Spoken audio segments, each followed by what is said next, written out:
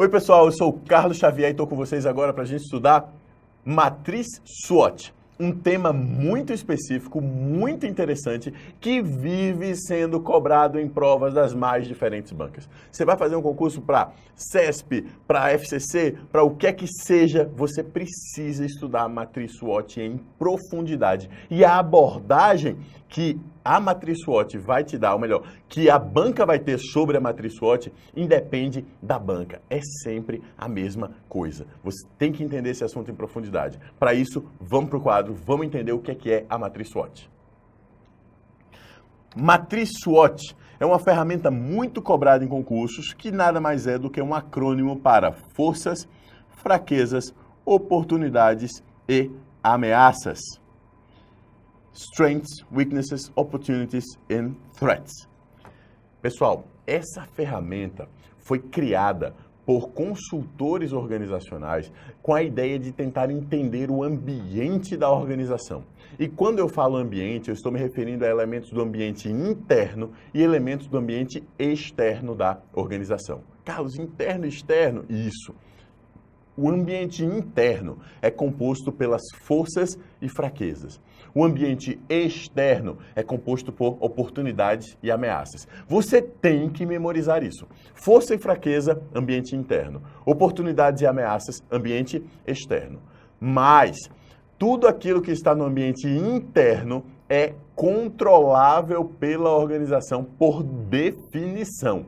Controlável pela organização. E tudo aquilo que está no ambiente externo está fora de controle da organização por definição. Agora, muito cuidado, tem algumas pegadinhas sobre o que é interno e o que é externo que confundem muita gente. Por exemplo, a carteira de clientes de uma organização. A carteira de clientes de uma organização é interna ou é externa? É interna. Sabe por quê? Porque é da organização. Não são clientes em potencial que estão no ambiente externo. Os clientes em carteira são os clientes que já são clientes da organização. Está sob controle da organização acompanhar esses clientes, vender mais para esses clientes, fazer com que eles sejam bem atendidos, diferentemente dos clientes em potencial que ainda não conhecem o negócio, ainda não acompanham a organização, ainda não sabem como a organização funciona.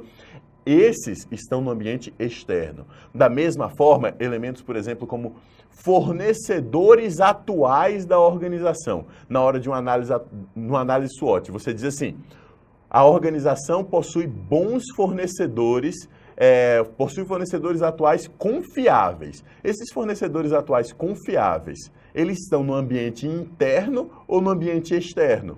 No ambiente interno. Eles são uma força da organização, porque a organização já tem relações montadas com esses fornecedores, fazendo com que eles tenham facilidade, ou melhor, que a organização tenha facilidade de usar esse fornecimento para poder fazer coisas novas. Note que não é uma oportunidade que seria do ambiente externo, algo positivo do ambiente externo.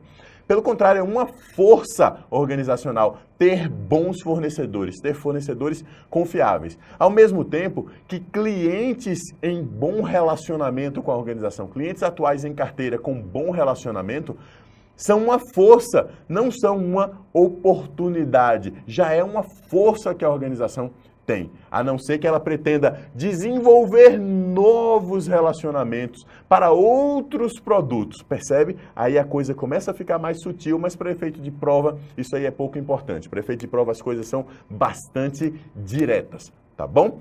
Forças, fraquezas, oportunidades e ameaças, sendo forças e fraquezas internas da organização, aquilo que ela já domina, já faz parte do seu funcionamento, e oportunidades e ameaças externas à organização, necessariamente, por definição, fora do seu controle, ok? Voltando para o quadro.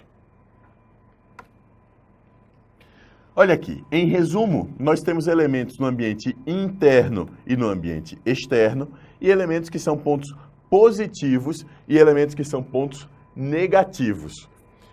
Forças, fraquezas, oportunidades e ameaças. Forças e fraquezas no ambiente interno, oportunidades e ameaças no ambiente externo. forças e oportunidades sendo positivos e fraquezas e ameaças sendo negativos. Ok? Essa tabelinha é essencial. Eu recomendo que você simplesmente memorize o que está aqui. Se você ainda não conseguir memorizar, é bom imprimir para ter isso aqui como um mapa para você se lembrar rapidamente do assunto. Tá pensando que matriz SWOT é só isso para efeito de provas? Não é.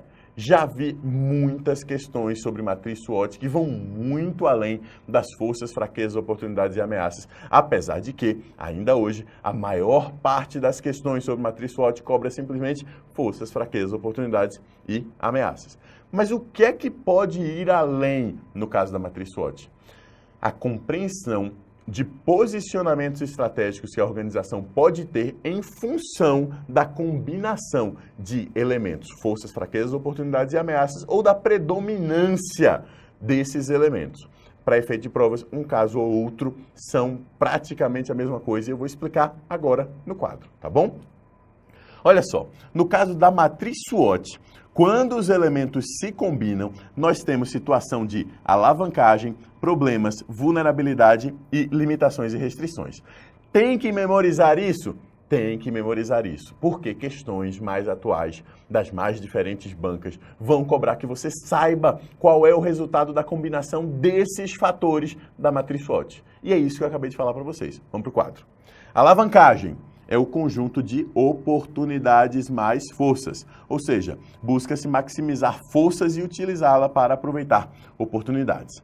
Problemas são ameaças e fraquezas. Acontece quando a organização está em um ambiente de dificuldades externas e não consegue combatê-las, estando com problemas pela frente.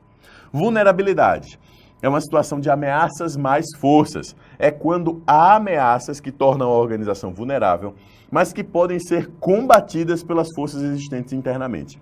E limitações ou restrições são oportunidades mais fraquezas. É quando a organização possui oportunidades a serem aproveitadas, mas suas fraquezas limitam este aproveitamento. Olha qual é a cara dessa interação. Eu tenho forças que alavancam o aproveitamento de oportunidades. Eu tenho forças que tentam enfrentar a vulnerabilidade das ameaças no ambiente externo. Eu tenho fraquezas que limitam o aproveitamento de oportunidades. E eu tenho fraquezas que colocam a organização em problemas frente às ameaças enfrentadas do ambiente externo. Como assim? Olha o exemplo. A proteção por patente de uma determinada tecnologia da organização pode ajudar a alavancar o aproveitamento de novos mercados identificados nas oportunidades. Recursos financeiros elevados podem ajudar a diminuir a vulnerabilidade por conta de novos concorrentes. A distribuição falha limita o aproveitamento de novos produtos e serviços que o mercado está demandando. E limitações financeiras geram problemas porque a organização não consegue acompanhar a mudança no gosto dos consumidores, porque ela não tem dinheiro para desenvolver novos produtos e novos serviços. Para efeito de provas, a banca vai simplesmente dizer: uma estratégia que correlaciona forças com oportunidades é chamada de alavancagem. E aí você vai dizer, certo. Ou ela vai dizer, uma estratégia que combina fraquezas e oportunidades é problemas. Aí você vai dizer, errado. É simples assim, tá bom? Mas é só isso? Não.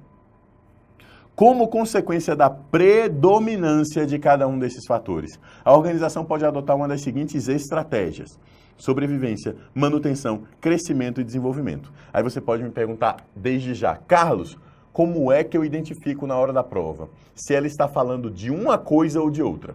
Das posições estratégicas que a gente está vendo aqui, baseadas na predominância de cada um desses fatores, ou nas estratégias que essas combinações geram? Para efeito de provas, é praticamente a mesma coisa. Na verdade, a linguagem, quando a banca chega na hora de apresentar um caso ou outro aqui para você, ela usa uma linguagem ambígua, que serve tanto para uma coisa quanto para outra. Então, voltando aqui para o quadro, se a banca falar em pontos fracos com ameaças é igual a sobrevivência, você aceita da mesma forma que ela falar pontos fracos com ameaças é igual a problemas. Por outro lado, se ela falar em pontos fortes com oportunidades de desenvolvimento, você também aceita se ela falar alavancagem, como a gente viu no slide anterior. Por quê? Porque não há clareza na abordagem sobre o que é estratégia, o que é posicionamento, o que é cenário geral. Para efeito de provas, você apenas tem que conhecer esses dois casos e memorizar essas duas interações. Tem que memorizar tanto as interações anteriores quanto essas aqui. Apenas cuidado para diferenciar qual é aquela que está numa tabela, como essa que está no quadro agora. Vamos para o quadro. Isso aqui está numa matriz, uma tabelinha, e na anterior, uma inter-relação de fatores. Sabe por quê? Porque eu já vi isso aqui sendo cobrado em prova discursiva. E aí, se você vê a cobrança em prova discursiva, com quadradinhos assim, dos elementos internos e elementos externos, e com relações desse tipo, aí aqui você sabe que é o que a gente viu no quadro anterior.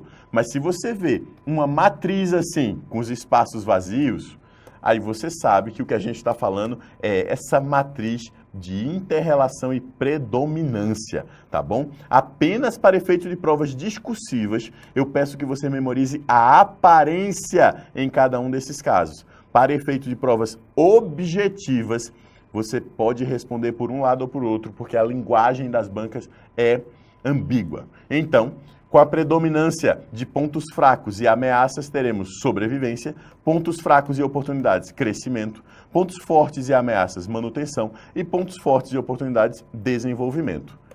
Decore isso aqui, tá bom? É hora de você seguir estudando, então. Vai para o PDF, estuda um pouco mais, faz algumas questões, pratica o conteúdo que você vai conseguir sucesso na hora da prova. Matriz SWOT é aquele assunto que tem que memorizar força, fraqueza, oportunidade e ameaça, tem que memorizar as interações de duas formas que eu falei para vocês, mas uma vez memorizado isso, você acerta toda e qualquer questão que aparecer na prova sobre esse assunto. Você não pode errar questões sobre matriz SWOT. Sabe por quê? Porque outros assuntos de administração são bem mais subjetivos e aí a probabilidade de você errar nos outros assuntos é bem mais elevada. Tem que compensar em assuntos mais fechados, mais amarrados, como a matriz SWOT. Tá bom? É isso aí. Um abraço então e muito sucesso. Tchau, tchau.